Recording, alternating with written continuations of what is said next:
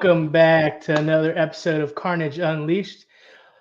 Always with you, Kev Nevitt, Clayton Scalina, and special guest Diamond Long. Hey Diamond, everybody, how's your night going so far? it's going really well. It's going real well. Awesome, yeah. For those of you who don't know, she is the owner of Young Guardians Boxing and the owner of and promotion of the promotion Ruthless Made Promotions. We just had round 6 this Saturday. What do you guys think of the card? Overall, just stacked from top to bottom. That's one thing you're going to get with a Ruthless Made card is there's going to be a lot of fights, a lot of talent, a lot of action, and the showmanship, especially on like the regional scene, is unmatched at Ruthless Made. So very well put together show, Diamond, as always. Hey, thank you very much. I put a lot of heart and time into the matchup and making sure that everybody stays on the edge of their seats. Yeah, every time it's not only is it a stacked card, literally, like it barely fits on one sheet of paper. And so it's very impressive every time. But the matchups themselves, Diamond does a great job of, whether it's a southpaw orthodox, tall guy, short guy, like they're every time, Clayton, I think we were talking about that on Saturday. Like you could almost play bingo at the commentary desk to be like, ooh, okay, you get a little bit of everything at the Ruthless cards, which I do love, including a couple of 8-year-olds that I would be embarrassed to do any kind of mitt work next to, because my God, there's the talent at all levels, man. It was insane. Yes. Little Callie and Piper. Yes, those two. I love everybody, but those two probably are still going to be like my favorites. So I agree. I love Callie's showmanship. Every time she walks out, it's like she's like ready for the pros already. She comes out there putting on a show, and it's just great to watch her entertain everybody. absolutely. My favorite thing between the two is how they dance. Like of course we have Crendel on the on the speakers, playing his music, but those two kind of accidentally always have a dance off. Like one would be dancing over here and then the other one would be busting moves over there, and it's so cute to watch. I don't know, it just warms my heart that these two girls are just sweet as can be but aggressive as can be as soon as it's time to go toe to toe. Yeah, as soon as that bell rung, they came out swinging, and it's very technical too. It's not like you get with newer people coming into boxing where they are just wanting to brawl. They actually have technique and good footwork. Like it just amazes me how talented they are, and they're only 8, 9 years old. Absolutely. The way that I met Callie was actually when Clarissa Shields came to Caesar's Palace, I do believe, in Detroit, where the Pistons play. And I was walking through trying to find my seats, and little Callie was just shadow boxing in the hallway, I was like, okay, who's this little girl, and I stepped to her and I was shadow boxing with her, and not knowing that, 3-6 months later, like she's going to be on one of my shows, it's crazy how the world works. Yep. Piper, she looks just as technical. She's longer, so she was working her length a little bit more on Callie this fight, and ended up taking the win. But it's really cool though. They announced that they're both going to be going to nationals. Yep. That is awesome. They're both going to go to nationals, but the best thing about those two girls is they agreed to go for the trilogy. Yeah. Yeah, so they went for belts the first time. Kylie won. They went for a belt again. Piper won. So now they got to break the tiebreaker, and everybody agreed to it. So that's exciting. That is a good old rubber match, Yeah. I'm excited. I love to watch those two go at it. They're very technical, very talented. Yes, absolutely. Another one that stood out to me was Preston. Preston was a short notice fight for him, and he came out there looking real technical. I feel like he leveled up tremendously. Absolutely.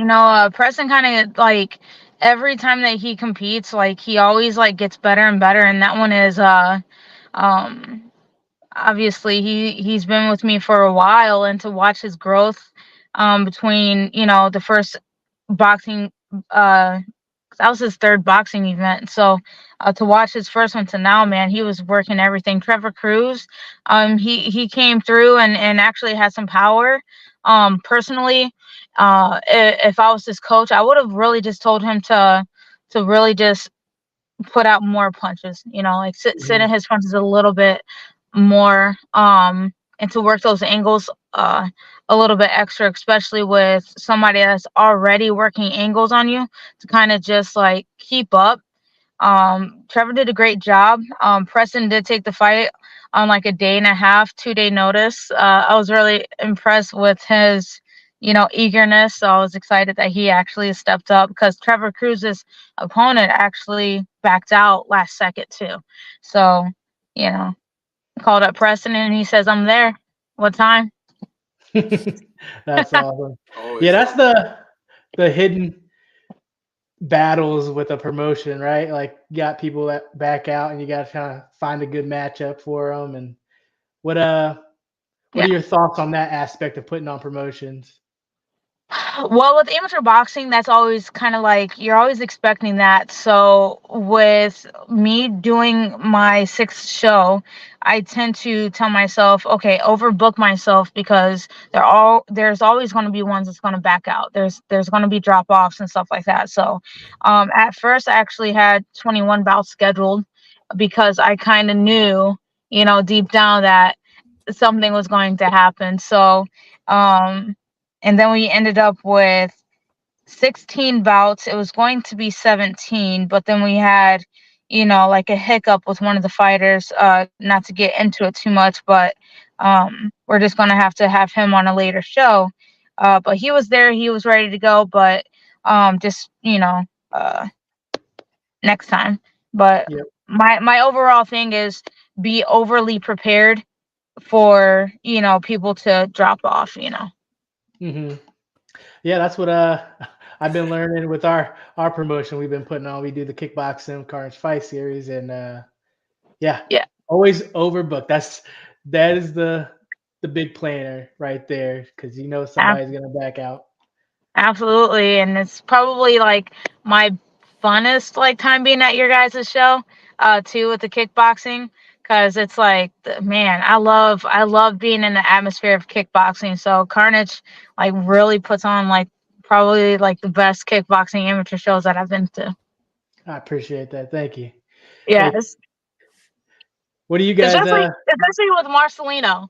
Oh I, yeah, Yeah. man, like every single time that he's on your show, like I'm already like I'm running out there to watch him, like walk out, because he has that stage presence, and he, like I love it. He's fun.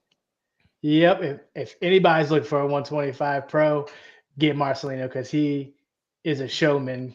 He goes out there and he performs like a pro. Like you're not gonna have go wrong putting him on your show. So get him on, because I love watching him fight. I love watching him promote a fight too. It's entertaining. He's just so entertaining.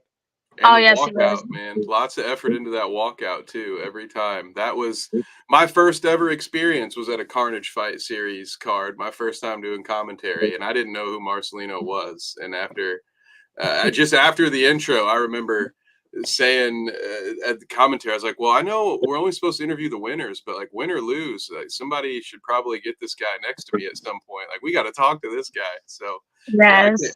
can't wait to call another one of those fights. But yeah, we've seen that too. That's the one thing about the fights changing. It used to early on, it used to kind of get to me a little bit. Be like, oh man, 15 minutes before a fight, be like, oh hey, sorry, we're gonna scratch this one or we're gonna do that. Now, if anyone comes to ask me, is the final card locked? I just kind of chuckle. I'm like, why do you even ask? Unless it's 15 minutes before first bell, don't come to me and ask me if my list is final, because I Yeah. don't bother any. I just what because why? You just kind of after a while you adapt to the change. So I love that. Diamond, I've seen these guys on the Carnage side with Carnage Fight Series do that same thing. We're like, hey, we got to book more fights than we think we need, because you never know who's gonna no show, or we've seen people show up like 20 pounds overweight and then be surprised when the other person won't take the fight. Like just a random kind of stuff you would never, you got to prepare for it. And if you end up with a bigger card, awesome. And more fights for everybody's money. That's a win-win. Absolutely. And shout out to Wade, honestly, too, because with every small change, man, like you were on it, like he was rolling with the punches, very professional. And everybody like on the staff side of Ruthless Made and Carnage Media was very professional about handling like this very tiny changes. And big shout out to Kendall for rolling with the punches as well. Dealing with 32 fighters with music and stuff like that was really intense, and overlays and stuff like that. You guys killed it. I appreciate that. It's always a pleasure to work your event. Oh yeah, always a lot of fun. It's so well put together. The speaking of being a showman, I like to get there early so nobody catches me just like doing pans of the whole room, so I can be like, look at this cool setup we got here. So, and I think, and that's another part. I talk about that sometimes on the pay-per-views or on the live streams before, especially with the young kids. You can tell how much work they're putting in.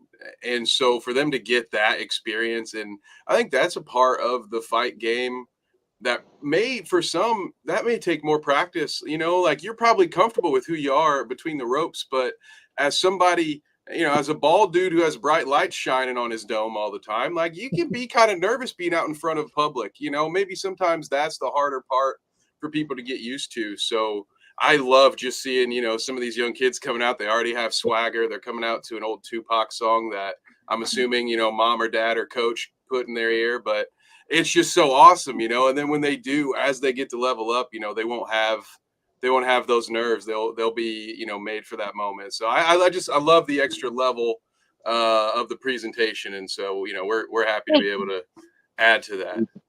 Thank you so much. That means a lot. Yeah. I don't know. We're trying to, keep getting better and better with everything. So, keep your eyes open. We might bring out some more fireworks on the next couple ones too. So, so let's talk about possibly who do you guys have on the commentary with you guys? Dominic Zender. Yes. We did. For those of you who did not get to catch the pay-per-view, Dom's fight fell out last minute. Just one of those things, like we said, it happens. It's part of the regional scene. So he jumped in with us, and Dom did a great job. He really did. I was very, very impressed. Yeah, so was I. So I went through and I rewatched, man. Like I feel like Dom actually has like a second calling after boxing for sure. He was smooth on it. And he was very well educated and sounded like he had a blast. So it was very awesome to have him on watching. I'm sorry, not watching, but listening to him. So I'd say I understand that professor nickname now, because Absolutely. I felt like I learned a lot. That's one of my favorite parts of the job, is when we have the skilled fighter sitting next to us. Some days I feel like I should have a notepad with me so I can write more things down. I'm like, oh yeah, that's great. Thank you. And yeah, Dom I think you never would have known. And maybe he's podcasted or done something before. I never would have known. I'm just assuming that was his first time, because he did so well. He was kind of a natural for it. So yes, as far as I'm concerned, there'll always be a seat for him. He can fill in for me for a couple fights if we need. I can run and make a Gatorade run for everybody. there it is. Yeah. His backstory is very awesome. Very good kid. So I was really, really impressed by, you guys opening up that door for him and letting him do his thing. So that I appreciate you guys doing that.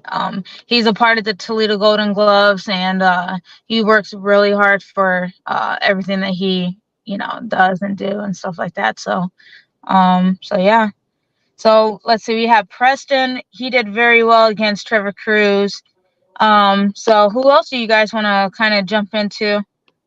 Gavin Richard was the big one that stuck out to me. Yes.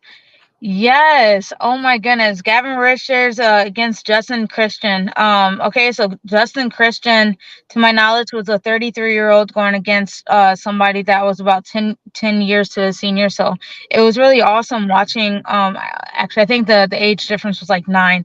But it was really awesome watching somebody around my age kind of go through and scrap against somebody much younger. So it was really awesome to see that Justin Richards has a big chin on him. I know he was taking big shots because I was actually reffing that one. I probably got the best seat in the house on that one. That one, talk about blood. Did you guys see that? Yes. I saw Did it you guys see me real handle close. that? I was gonna say, was that like, the one that got on you, Clayton? Was that? Yeah, it was. Yeah. That's the first time that I've been hit with blood. Kev's had blood on his phone before. Yeah, welcome to the party, pal. Yeah, You know, we gotta get. I we gotta get get that shirts reference, made. Kev. That one's not that outdated. Nice, let's go. I would say our cameraman got a nice little view of just blood everywhere. Yeah, no, that was awesome. I love the bloody fights. Me as a fighter, like even if I'm the one wearing all the blood or making my opponent, like bloody a little bit. But it was like one of my first times that I was actually in that third person. Like I'm the ref. I'm watching the blood come out, and then I had to actually like clean the blood this time. I was just over here like, okay, time out. So I'm over here looking at my my OIC. I'm like, this is something that I've never been through. I'm over here watch the footage. Like I'm looking back, and as I'm looking back, I'm over here like, this is a lot of blood. I'm not speaking, but I'm looking at him, right? I'm like, okay, all right. If this gets on me, I'm done. Like, no. And you guys wear white shirts too, man. That's just a nightmare. I was kind of mad. I was like, I didn't get any blood on me. I was like, all that blood, and I got nothing on my shirt, but I had to touch it with my hands. Yeah. But Gavin did a really good job. All of his shots was landing. All his setups were awesome. Justin Richards actually really surprised me because he was actually really quick, really smooth with his motions. I think that he probably needed to prepare a little bit more for somebody Gavin's experience, but he had over 30 fights from a kid to like now, but took a 10-year layoff. Okay. Yep. So he's experienced. Yeah, he's very experienced. If you watch him, really dig into watching him too, like you can see his experience come out. Gavin is obviously using his youth as a big tool in that one too, So, but also made me think, I'm like, dang, okay, hold up, 9 years difference. I'm like, okay, I better not look like that against somebody. Yes. Another fight that really stuck out for me was the main event of the prelims. If you haven't watched, you can go to Carnage Media PPV YouTube. Free prelims are going to be on YouTube. Kev took a note out of your book right there. Nice. That's look at you. Yeah, I'm learning. But yeah, it was the Anthony versus Zigarella versus Johnny Little. And that they were slinging some leather. I could hear that all the way in the back. Yeah, that's the kind of prelim main event or featured prelim you ask for, right? As you're speaking of ad reads and leads there, Wade, like when you're saying, hey guys, if you want to tune in for the pay-per-view, that's exactly the kind of fight you want to have to cap off the prelim. So yeah, that's a good choice. Yeah. Yes.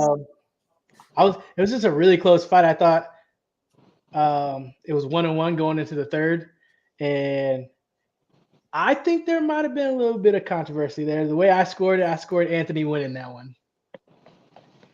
Anthony in the third got a knockdown in the corner that was by a really nice right.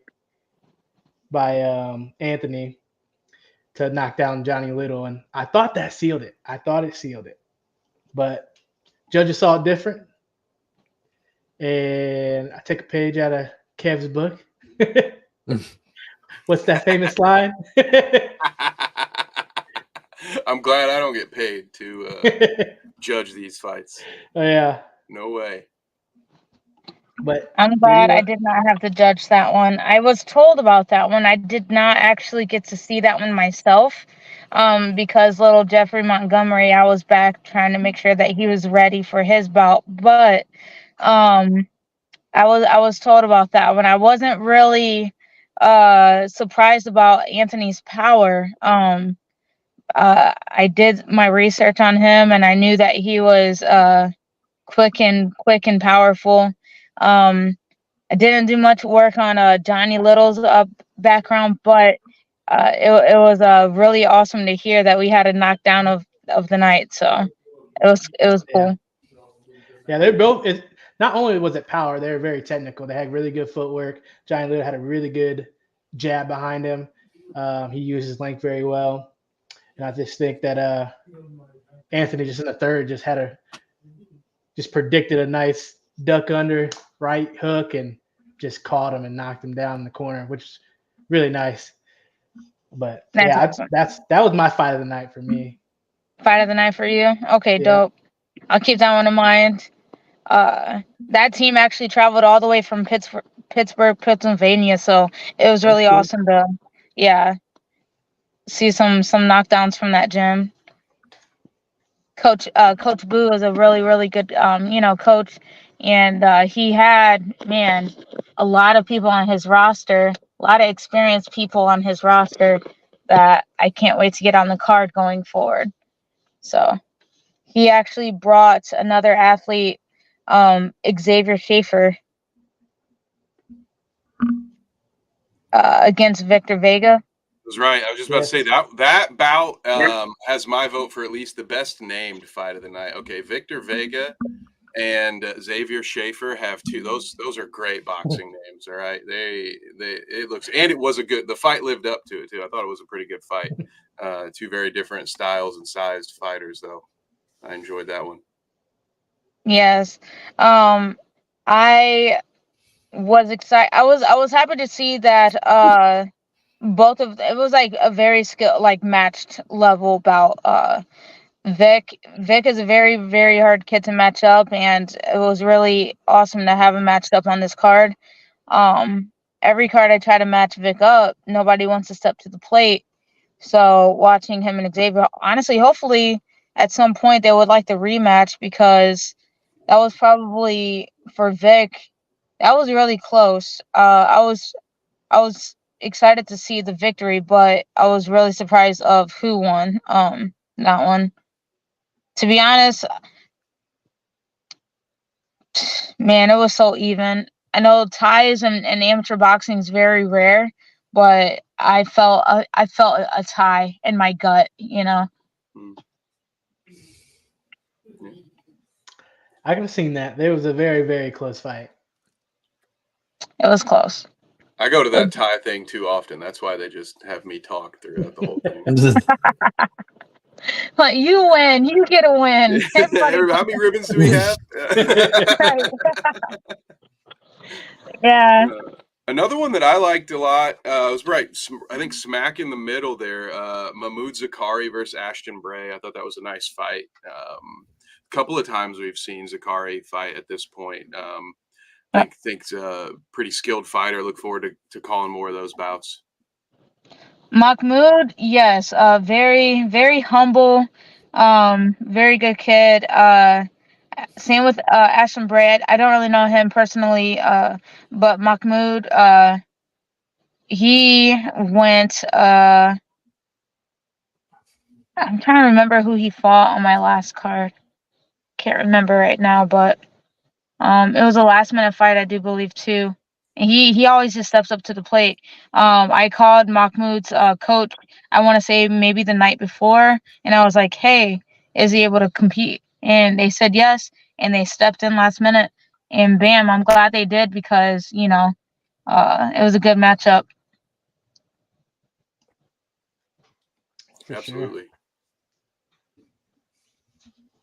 Clayton, do you got a fight of the night?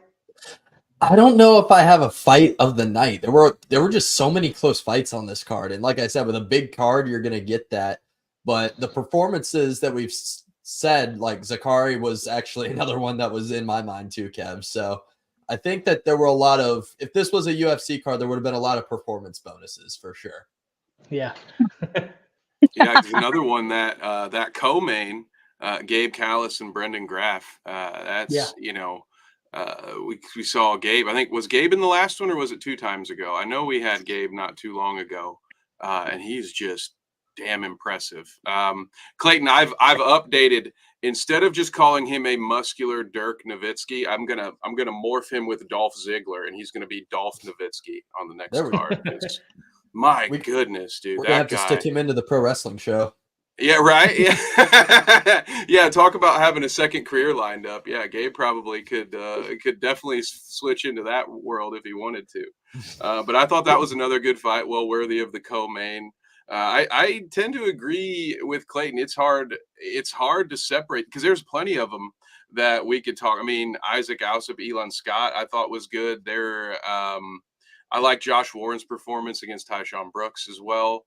You could really just pick a fight and say, hey, we're going to spend 10 minutes on this one. And I think we could do it. There'd be a lot to talk about.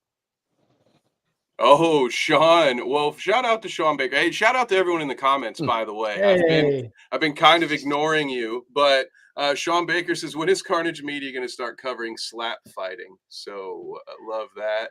He also had a shout out earlier for Diamond, says she is a beast. Duran wants his shirt. He said that a couple times in here. So, I don't know, Duran. You gotta fight me for it. Oh, there we go.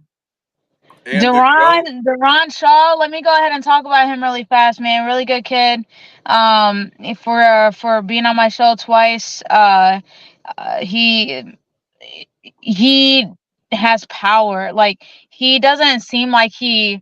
And I don't want to say that to like undermine him or anything, but you look at him, you're like, okay, he's gonna be quick, he's gonna be technical, but when he hits, you hear it. You feel bad for the one that's receiving. He now fought my my athlete Daniel Holbert twice. And Daniel's gotten better each time with accepting that power and dishing it back. But Duran, he has big things going for his future. Really good kid. Can't wait to get him back on the show. If somebody wants to step up and compete, we need another 12, 13-year-old to go against a 135 pounder. I'm going to call people out for you, Duran, because need you back on my show, buddy. Like, good stuff. But yeah. He's very charismatic, man. He talks on the microphone. He's funny. He likes food. Yes. Yeah. He's my food guy. You could have said it better. He's got some power behind him for like a small, athletic, compact person. He's got power, and he kind of reminds me of Tank. Like, if he keeps training, he's gonna just have that. Like, people know now Tank has that power, but if you look at him, you're like, he's gonna be there. He's gonna be there, but the devastating power behind his punches, I feel like Duran can get there. Oh my, it's crazy. Hey, what's up, Gates? Shout out, Gates. Appreciate you. Yes. Let's see, Jeffrey Montgomery versus Daniel Ovando. Those two little guys were swinging. They stayed in the pocket. Every round they came out just haymakers, just swinging, just not. I mean, of course, Jeffrey is my kid. We do head motions all the time, like parries and stuff like that. But he just stayed in the pocket and outlanded Daniel.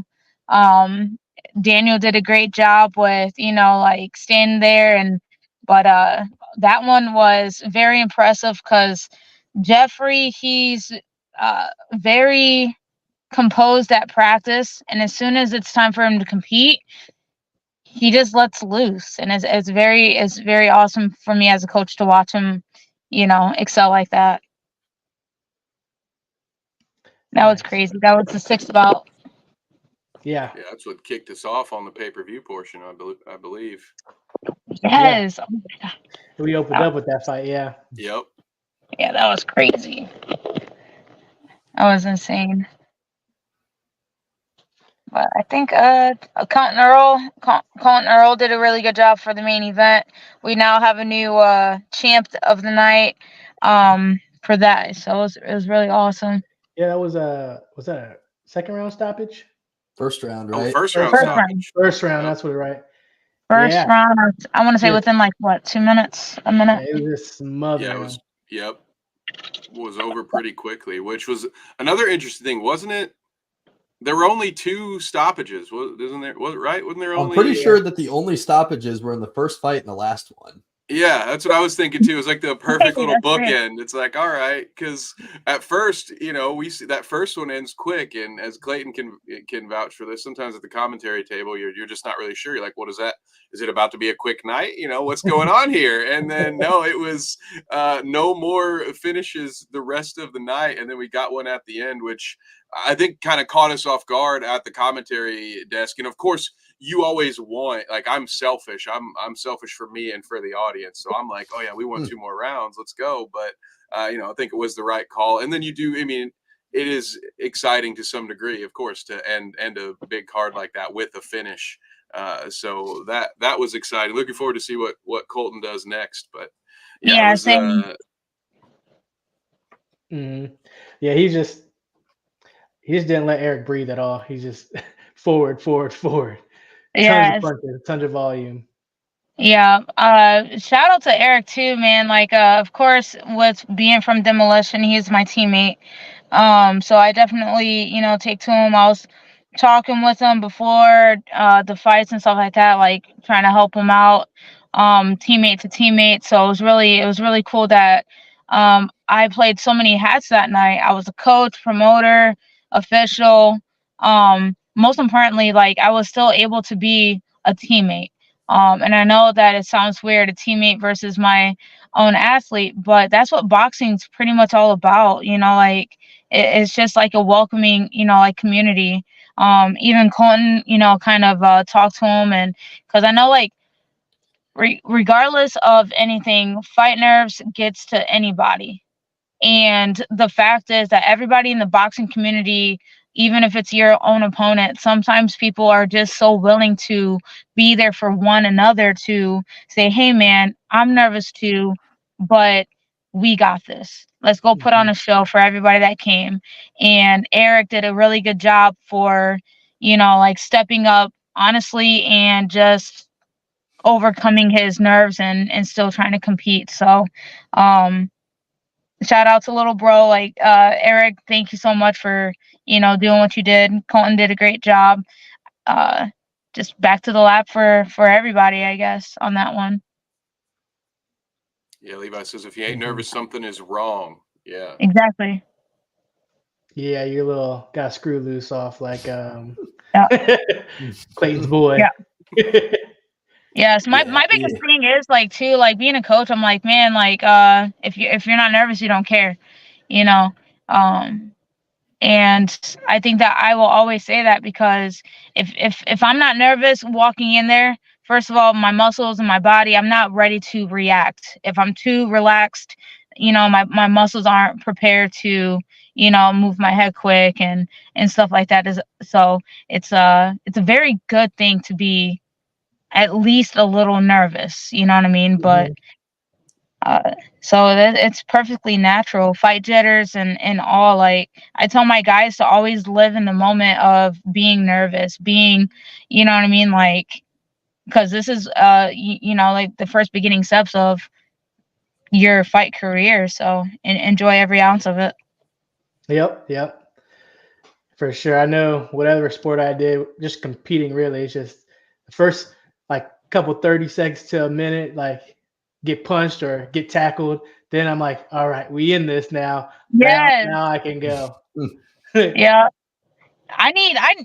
Listen, I need to get hit a couple times hard to go ahead and wake up a little bit. I'm like, yeah, okay, thank you. Thanks for that coffee. I'm Now I'm excited in for the that. zone. Now I'm in the zone, like me and my ADHD, man, I can't focus until something big happens. I'm like, oh, okay. Now we in this. Nice. So speaking of you wanting to get hit, got any plans for 2024 and getting into a match in the BKFC? Honestly, I think I'm just waiting on uh what is it? A contract at this point. Um, I always like use that philosophy, stay ready so I don't have to get ready, but with with everything that's happening, I've been trying my hardest to stay ready to sign this contract and going forward. You know me, I always want to fight. Yeah. I always want to fight. So, I'm always excited to go ahead and put that work in and showcase my hands. Uh, I love the aspect of standing up and not doing the MMA stuff. But I mean, at this point, man, I'm just ready to go to Walmart and just start a fight because I'm just so eager. I was like, is it Black Friday yet? Because man, I want to fight over something. I don't know. I'm just ready to fight. Come on, So. BKFC, get the contract. Come on, we want to see you fight. Yeah, so I'm excited.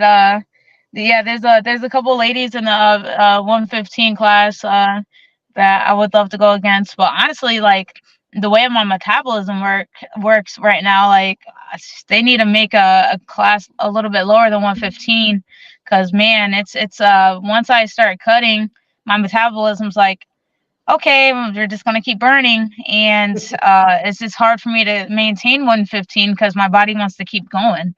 Yeah. So I'm like, oh, okay. I was like, is there a 108, 105 weight class yet? Because we in there. Yeah. so so with that, 2024 plans like for the promotion and you and so what you got? You got big things coming up for 2024? I would like to imagine that I have big things coming up, but I think I'm just gonna keep running with these amateur boxing events. I think I would love to do some collaboration with some kickboxing in Ohio, just at least to get one under the belt, because it would be kind of really fun to bring kickboxing to this area. I know I spoke to the president of the athletic commission for Ohio. He's also excited to bring some kickboxing over to this area as well. So it's all about pulling that trigger. But it's also about me, like, you know, uh, wondering if I am yet ready for that headache, beautiful headache. Uh, Yeah. Zach does a really good job with making it look easy. Um, He sure you guys does. do a great job doing that. I love the boxing world because I have so many, like people that I know now, and I'm just like, Mhm. man, if I take 2 seconds from boxing, it's like everybody, I don't know, it's like uh, what am I missing? But I want to at least do one kickboxing. I want to do some grappling. There are some grappling shows as well.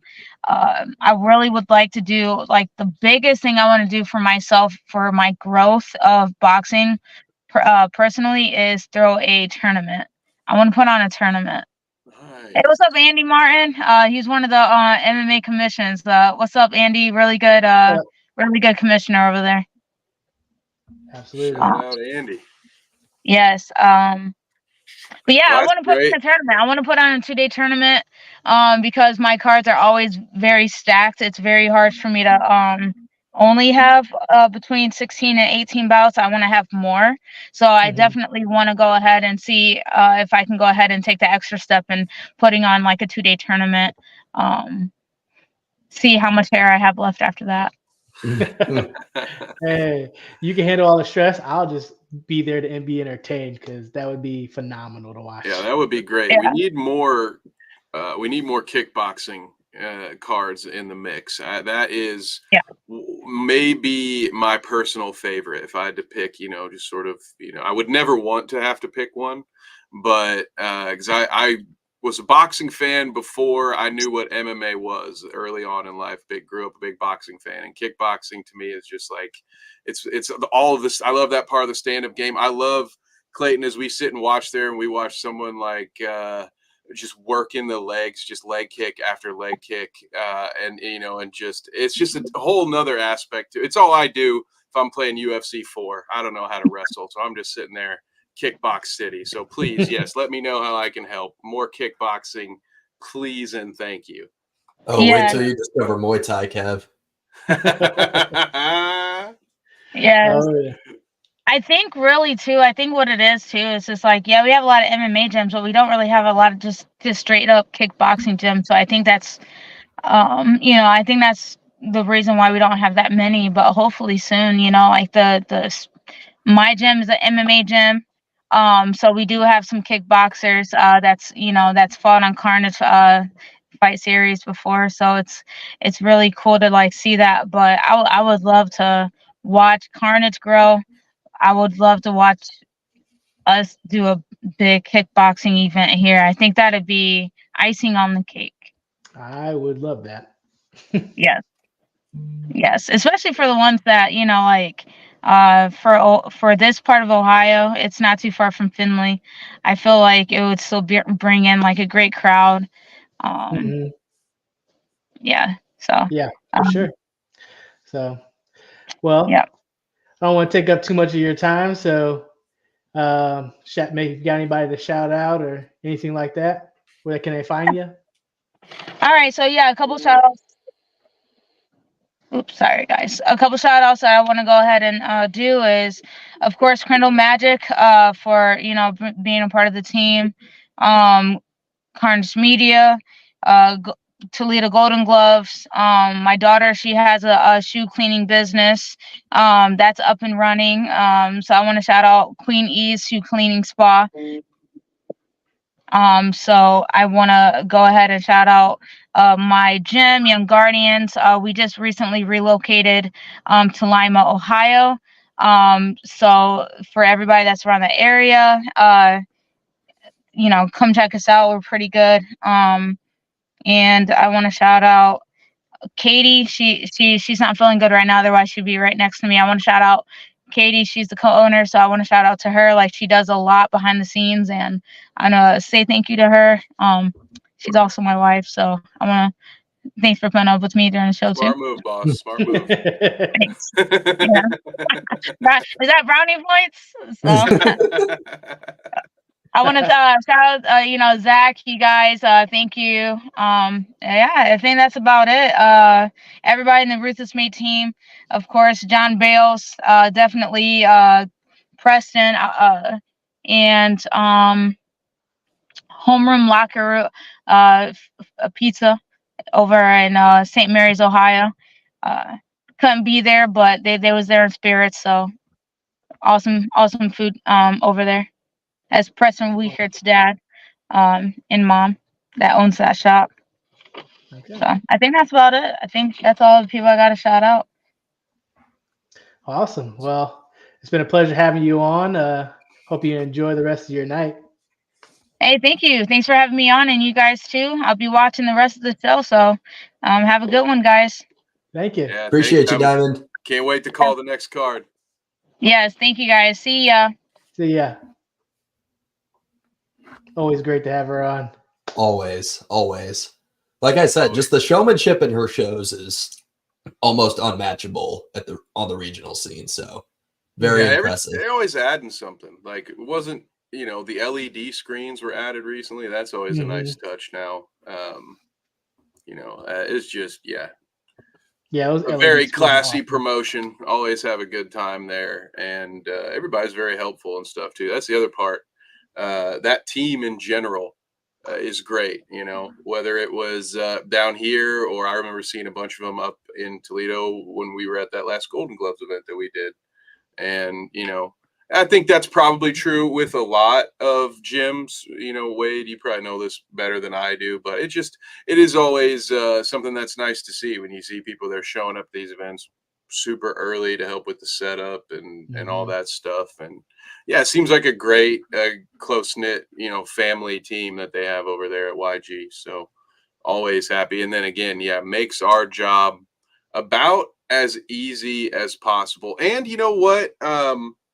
Without, with all due respect to everyone, she makes our jobs easier. You know what I mean? Like, I feel like not every promoter, because this is kind of maybe a newer thing that we do, is always super conscious or aware that we exist as a broadcast team, right? Sometimes we're like, oh no, hey man, like we actually need to sit there, stuff like that, where it's like, Diamond has always been, that group has been always just phenomenal to work with. So yeah, hopefully we have about 8 more of her cards. Not to stress you out too much, Diamond, but keep them coming. We love the work. So much work. Yeah, absolutely.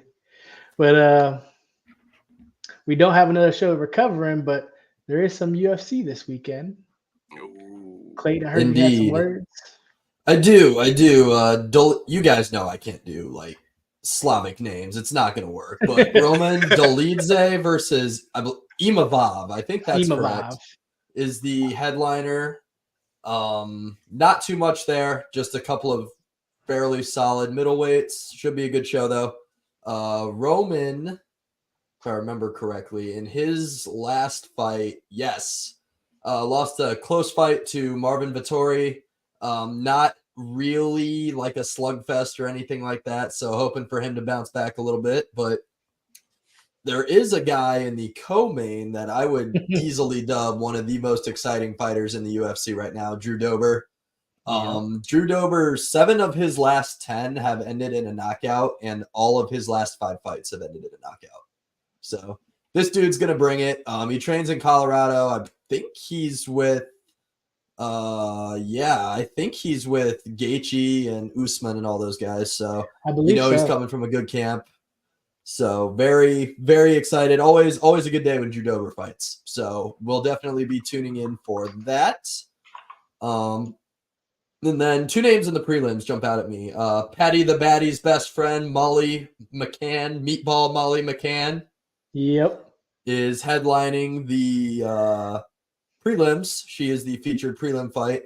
I have not heard of Diana Belbita, but hey, Molly McCann's going to bring names, bring eyes. So we'll see how she does. She's coming off an armbar loss, I believe, in London. So hopefully she can bounce back from that. And then the other name that jumped out to me for some of you more hardcore fans is Landon Quiones. He was on the last season of The Ultimate Fighter. He was, I want to say, Titan FC's lightweight champion on the regional scene. Ended up losing to Jason Knight in the opening round, but Jason Knight's a good fighter. That guy, if Mike Perry didn't exist, this is the dude that like Jorge Masvidal's bare knuckle MMA should like build their brand off of and stuff like that. So, just a wild dude. If you guys got time at work when you're working or whatever, we all know everybody does it. Look up Kurt Hollowball versus Jason Knight. Great fight. Ended with a Hollowball stoppage in the second round. And it's quiet because both of them were on Team Chandler and none of their coaches wanted to coach against either guy. So it's quiet. So you can just hear boom, boom, boom. Every punch, every kick, everything's like amplified. It's awesome. Yeah. That was a wild fight. It was. People can knock The Ultimate Fighter all they want, but at the end of the day, the fights are getting better. It's just like the reality TV portion that kind of drags a little bit now. So yeah. But just to know that the fights are getting better, it just gets you motivated. All right, gotta get through this. And then the fight. Yeah. Exactly. Like watching Roosevelt Roberts get a 7-second knockout in the first episode of last season was like, well, off to a good start. Like I said, people, hot take here. People can yell at Conor McGregor all they want for that last season, but at the end of the day, he was doomed from the start. Like 55 and 35 prospects versus 55 and 35 guys who have been in the UFC before and gotten cut. Like the UFC guys have an insane advantage there. Like you can say, oh yeah, youthfulness. No, they've been to the big show. They know what it's like. They know what it takes to get to the best mixed martial arts promotion there ever is or was. Mhm. So I think personally, I find it kind of a miracle that one of his fighters won, but Yeah. that's just me. I just thought it was icing on the cake too, just because you got Conor McGregor's personality too. So to see all his fighters just Right. go down. Oh man, I guess that was entertainment gold there. He was just a sad, broken man by the end of it. Just walking around in the suit all jacked. Yeah, out of the USADA pool, so God knows what he was on, but Yeah. Yeah, But dude, I I've think- seen some of those previews for Roadhouse, dude. He looks like the Michelin Man. We need to let some air out of Connor. you guys know, in order to prepare for that role on Roadhouse, he had to train MMA for 18 years and win 2 UFC world titles. and sip a little secret sauce. Yeah, but I think that's all we got. A little bit of a thinner card this weekend, but that's okay. Just gets us ready for the man, the myth, B. Joe Pyfer the weekend after. Big Joe Pyfer fan. I watched the episode. I think it was the opening. It was the headliner of the first event of Dana White's Contender Series in 2022. Mm-hmm. And for those of you who don't know, we'll talk about this a little bit more next week. But at the end, nobody else got a contract except for Joe Pyfer. And Dana White said, if you want to be in the UFC, act like Joe Pyfer. Be Joe Pyfer. He got a crazy knockout, lost his mind celebrating. He was just on an episode of Joe Rogan, so make sure that you guys go listen to that. Really kind of get a glimpse into his background. Grew up in a tough neighborhood in Philly, tough family circumstances. So definitely something that everybody can kind of look to for a little inspiration. Yeah. Be on the lookout because he's on the rise. That he The will power fight behind- for. He will fight for a UFC title before the end of 2025. Hot take. Ooh, Hot lock take. it in. Lock it in. Long term. But I think that the only thing there is to move to next is the big one. The wrestling minute. Oh, no. One more. What? No, We got One more. We got one more.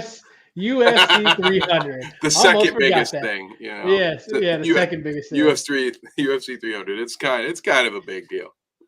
I know I tell you, we're winning you boys over, aren't you? Yeah. Yeah, that's wrestling. Yeah, Guys, it was a big coming.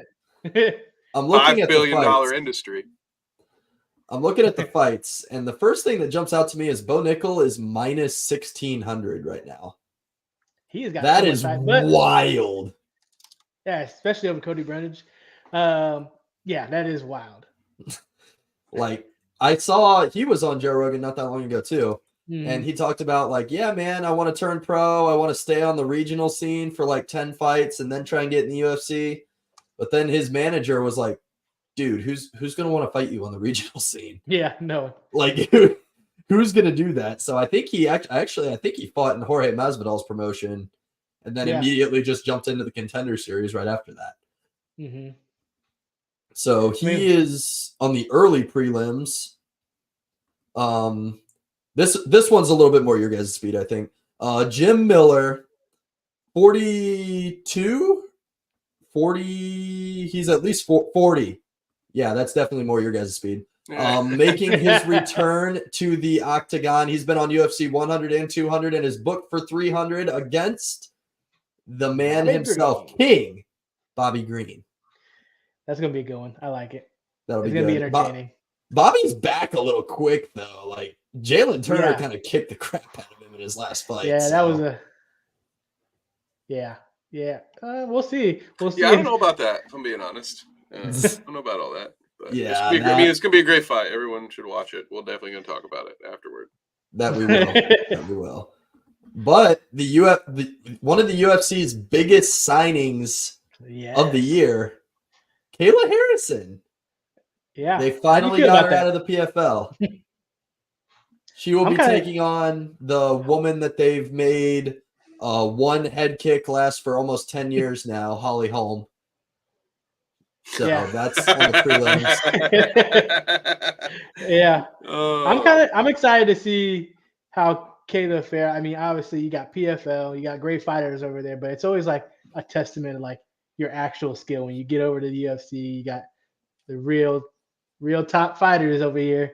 How's she gonna fare? And she fought at 155 in the PFL, and they're making her cut to 35. Mm-hmm. And she's big. Like, Yeah. it's not like she was like not cutting any weight to get to 55. She's big. Mm-hmm. Jesus. Wow. Okay. So another small kind of funny story about Kayla Harrison. The first time I'd ever heard of Kayla Harrison was when I was like a freshman or sophomore in high school, and I was watching Impractical Jokers. And one of the punishments that they had to do was she kept putting Murr through a table with like judo tosses. Like they're at this super nice cocktail party, and she just kept flipping him through tables. It was awesome. I remember that. Yes, I forgot about that. Classic. But to continue on up the prelims, this card is just stacked from head to toe. Calvin Cater welcomes Aljamain to featherweight. Wade, what are your thoughts on that one? I saw a meme about Sterling. It was like him and then him at what is it, bantamweight? Bantamweight. He looks a little soft. He looks a little soft. He's definitely not as cut as he is when he has to cut down to 35. Yeah, so we'll see. We'll see how that fares with his stamina. Calvin Cater, for those of you who might not know, was on the receiving end of one of the wildest beatings I've ever seen in MMA when Max Holloway got him over in Abu Dhabi. Mm-hmm. He ate like, I don't know how many strikes he ate. Let me look that up. But that was a wild one for sure. Max threw an insane number of strikes. Yes, he did. He threw like, I don't know if he threw 700, but he might have. It was close. No, never mind. He threw 744 strikes and landed 445 of them. So insane. Wild. Just wild. That, should not have happened. But to round out the prelims, Yuri Prohaska, which is really funny to say that he's on the prelims, versus Alexander Rakic. We all know Yuri. He's like yelling at wolves in the middle of the forest. Samurai locked himself in a room one time for 3 days in the dark just to like fight demons. Mm-hmm. This dude is he's something else, man. But hey, Scalina's check, Yuri's check. Shout out to Yuri Prohaska. I will forever be a fan. But to move into the main event, which is wild how stacked this card is because we don't even have a main event yet. Yeah. So we start with everyone's favorite lightweight, Charlie Olives versus Arman Tashurian. I think it's how you say that. That might be the closest I ever get to that name. So make sure you bookmark that, Kev.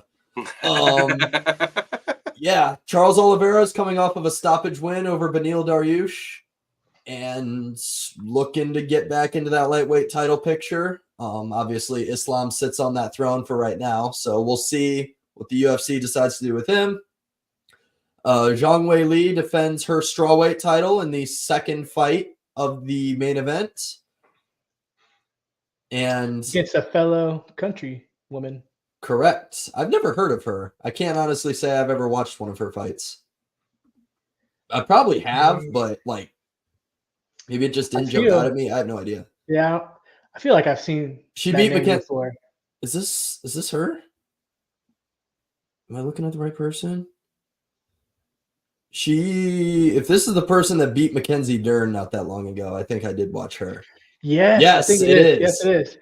Because she was like the first Chinese, I think the first person from China to fight as a woman in the UFC or something like that. She was the first something. She could have been. I remember them saying that in the fight. I can't remember what it was. Now I gotta look it up. But should be a good fight. Zhang Wei Li always puts on a good show. Gotta click back here. And then looking like the co-main, Wade, like if you like are playing UFC as a kid, this is the fight you make, right? Oh, absolutely. Like this is a classic. This is an instant classic in the making. Max Blessed Holloway, Justin the Highlight Gaethje. Woo! For the BMF belt. MMA fans are eating good, y'all. This Oh is yeah, this 300 is gonna just nonstop rolling and rolling and rolling. You're just gonna get an amazing night. If you don't even watch UFC, watch this. you got to watch this one. 299 is looking pretty good too. I'm sure we'll get to that eventually, but man, and like I said, this one doesn't have a main event yet. I'm hoping that they get Pereira to figure it out. That'd be fun. Do like a Pereira versus Ankalaev. Mm-hmm. Oh yeah, so I feel like they're gonna pull out something real big. They're trying to find something real big. I saw that they reached out to John Jones to fight on this card. I bet you he would have been a main event, but he denied it. Stipe denied it because they want to fight each other and not Tom, which is dumb. I said dumb. it. Dumb. Yeah. That is so dumb.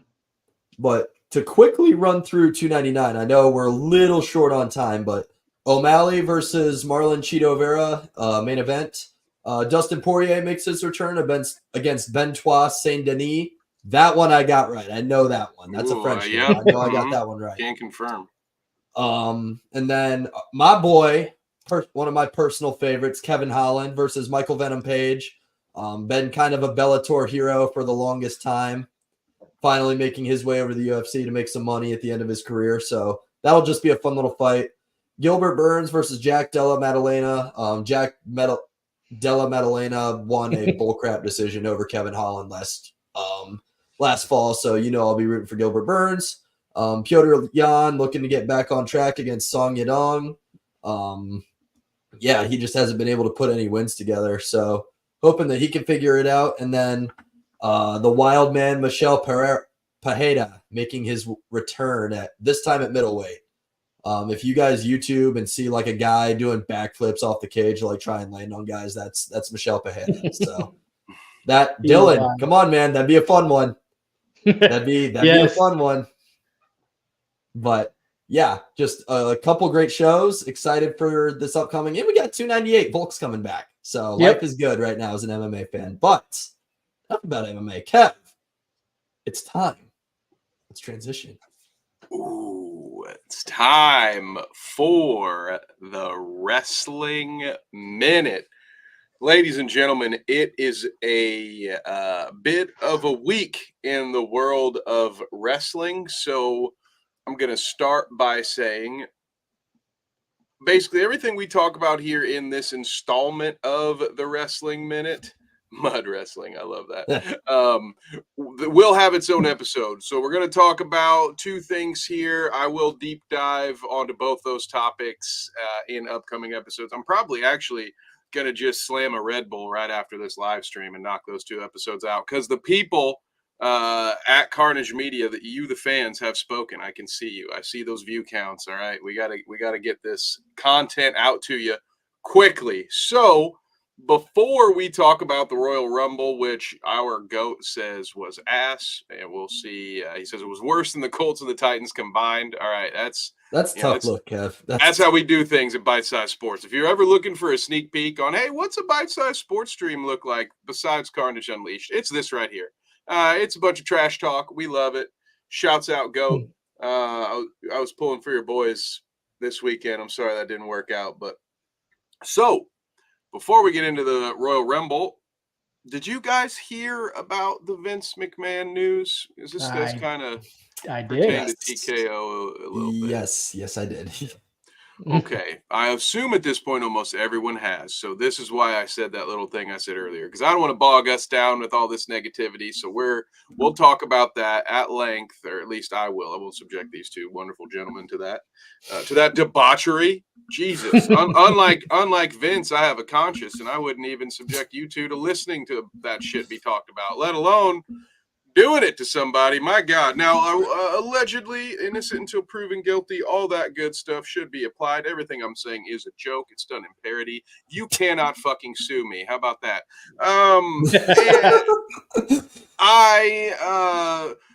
Vince might be a creep. Let's just say that. He resigned immediately because Slim Jim who's a meat stick company, said, "Hey, brother, we can't sponsor you. You know, we're not that kind of meat stick company, all right, Vince?" So Vince immediately had to resign so that TKO could get their Slim Jim money back. And it wasn't just Vincent McMahon that got the boot, guys.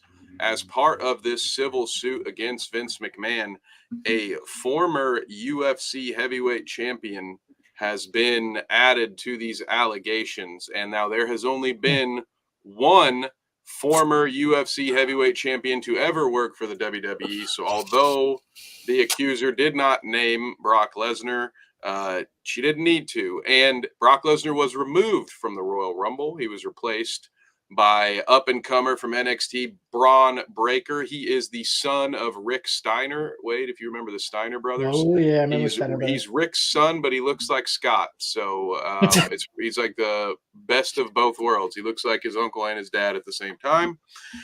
He came in and filled the Brock Lesnar role. So Brock Lesnar may be done in the WWE. And what we know now, TKO, owns both those companies. So if Brock was ever thinking about riding off into the sunset and trying to cash one more UFC payday, that's probably not going to be in the cards for him if these allegations turn out to be true.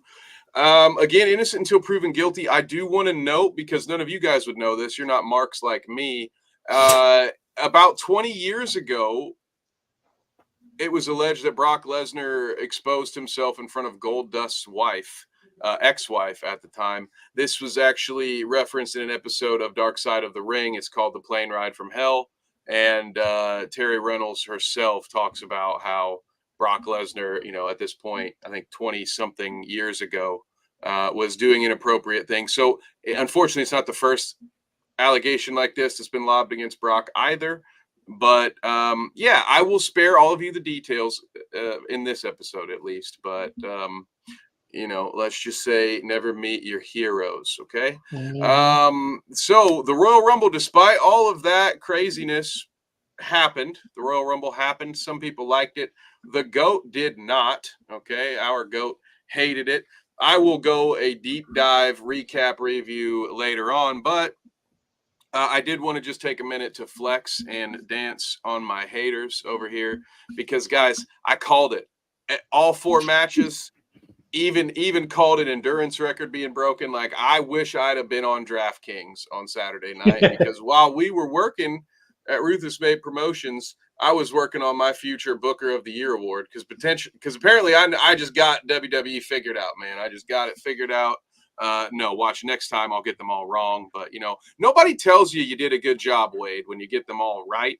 They just DM you and call you an idiot when you get one wrong. So, somebody's got to shine my light. Damn it. It's going to be me. So the Royal Rumble, unfortunately, also included potentially another CM Punk injury. So this guy, he's older than all of us, maybe older than a couple of us combined if we do the math.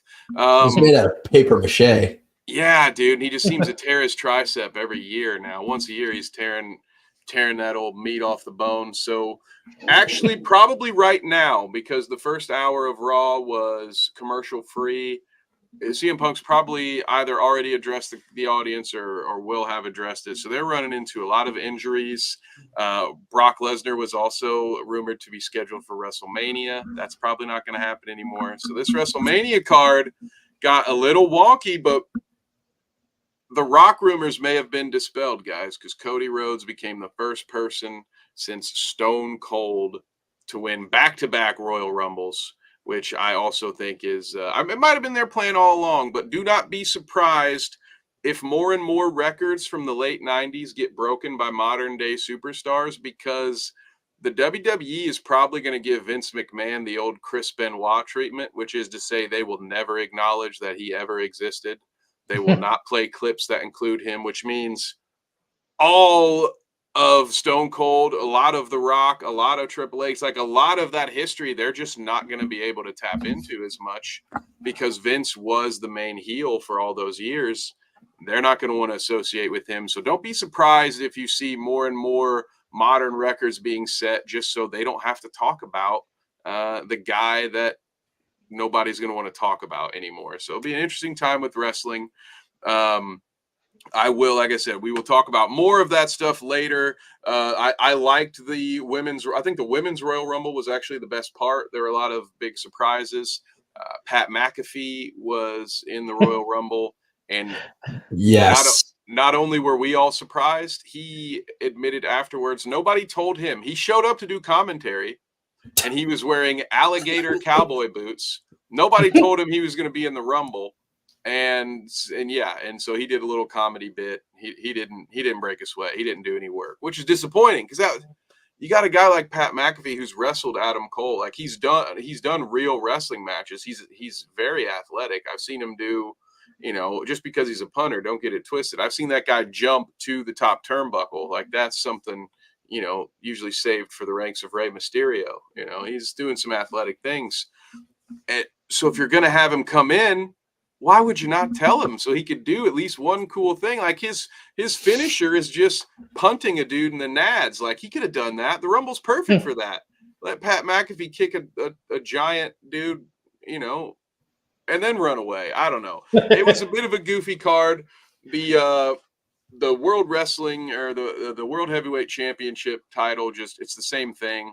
Until they get to WrestleMania, they take the belt off Roman Reigns. It's going to be boring, but now we don't know what's going on with The Rock. So we will keep our eye on it. I will update all of you guys next week. Of course, us wrestling fans will be in our own little corner of Carnage Media and Bite Size Sports. So you guys can come hang out with me later. Be sure to subscribe so you get notified, because currently this is the only live occurrence of the Wrestling Minute for right now. All the other stuff just comes out semi-regularly throughout the week. So if you want me to answer any questions, you have any thoughts, this is the show to come hang out and talk wrestling with. And before I move on from it, guys, I wanted to bring this up. We didn't get to talk about it as much, but Sean, I'll get back to you on that slap fighting, huh? It's interesting. I'm just gonna say, Sean, somebody might have called me about this very thing earlier today. Okay, I'm just gonna say that. I might have gotten that same phone call. What the hell, guys? I missed that one. So be on the lookout for some late night slap fighting coming from Carnage Media potentially. So, and Bader Ball when I can get my hands on that. So that's it for me for today, folks. As always, thank you for humoring me for a few minutes. Awesome. Well, where can I find you guys? You guys can find me on Instagram and Twitter at cscalina12. I saw he was in the chat earlier too. Just want to give a quick shout out to Gates the Sniper Cook. He'll be on the next Caged Thunder show in 2-ish weekends. It's like February 17th, maybe. A great regional promotion we have here in Ohio. They just put on an excellent show at the Canton Civic Center. Like 5,000 people were there. David Music had a wild knockout there. Make sure to give that a YouTube. And continue to help grow this sport. Thank you guys for your support. And Kev. Yes, thank you. Where can we find you, brother? You guys can find me on Twitter at KevNevick_. You can also find me tomorrow night on the Dweeb channel. That is Bite Size Sports nerdy partner. We'll be talking Star Wars. The Bad Batch Season 3 comes out in about a month. So we are reviewing seasons 1 and 2 throughout this month to lead up to that. And then we'll review that episode by episode. Thursday nights at 9, you can find me talking hoops on The Bounce on Bite Size Sports. I'm also part-time in it there on Tuesday nights throughout the NFL playoffs with my good friends like Bite Size Vikes here. Thanks for stopping by. And, of course, the GOAT is often there in chat. Poor Lions fan. We appreciate you being here, though. And we also, of course, have video uploads throughout the week by Size Sports. And I've got the Clout Route here Tuesday and Sunday evenings from 6 to 8-ish p.m. Guys, very big day for the Clout Route tomorrow. Season 5 starts. We got our brand new art from artist Mel Seeley, episode 100. So a journey that's been about 3 years in the making. We've since added the shout out, so we have over 150 episodes on the Clout Route. So go check it out. Oh, and how could I forget Major League Indoor Soccer this Saturday? The Ohio Extreme are the host, the home team. Check that out, mlis.com. You can watch those games for free. Absolutely. Thanks, Sean. Yeah, he's got a specific compliment for you. Hey. Hey. You know it. Hey. Anyway, you can catch me on Carnage Unleashed with these other handsome fellas. 8 p.m. Mondays.